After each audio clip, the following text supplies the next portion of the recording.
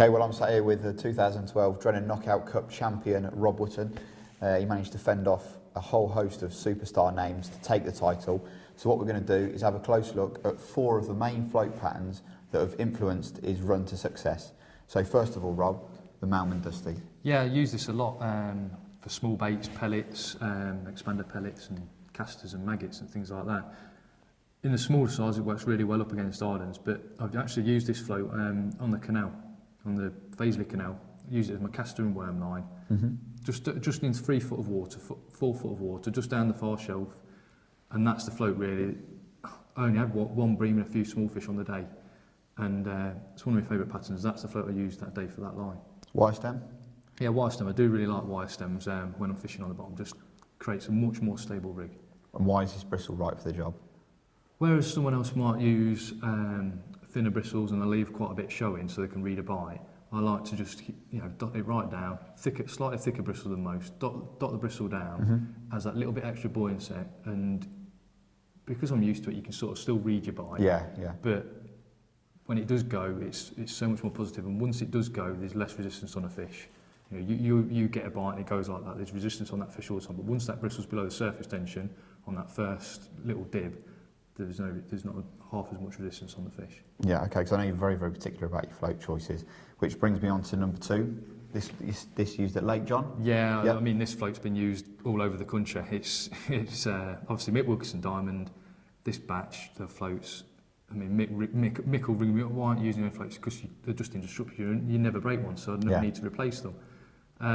Why is the twin side eyes on it, Rob? Twin side eyes just stops the line cutting into the body, because you've got that pronounced piece there in the middle of the body. It just stops the main line cutting into the body when it's under pressure.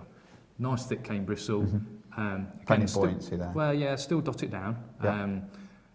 Cane just works really well for sort of like the baits that I'm fishing, where you a heavier bait sort of thing. Nice thick cane bristle works for them heavier baits. Glass stem, wire is just a little bit vulnerable to bending when you're catching a lot of fish. So I use a glass stem, which is still pretty stable. It's just a really good. It's very long float, isn't it, as well? Yeah, long float keeps it stable in any wind. And it was a little bit windy on Lake John, so it was. I think that was the ideal float.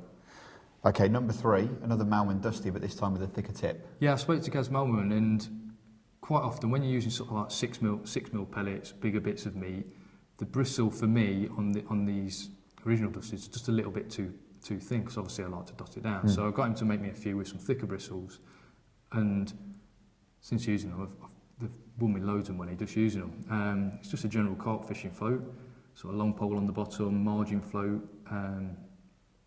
Works really well. Anything where I'm using a bait that's sort of over 6 mil in size, I end up using one of these now with the bristle dotted down. It's too thick a bristle to fish with 4 mils and casters and things like that, but for bigger baits, it's great. Okay. Now, don't be fooled by the size of this one. Although it's dinky, maybe only sort of 4 inches in length, this one had a massive impact in the final for you, didn't it? Yeah, really good. I've used these floats for years, and if there's a tackle shop that I'll see any in, because you struggle to get them now, I'll buy the whole lot. I've got 20, 30 of them at home. What I generally do is I take probably 2 inch off the stem, so it shortens it down. It just makes it sit a little bit better in the water. And I use these floats for when it's calm, for shallow fishing. And obviously in the final, there's loads of silvers to be caught, shallow casters. And this is the ideal float. They look pretty delicate, but they're pretty strong as well. And just the way they sit in the water, they're so light. But again, they just sit so nice in the water.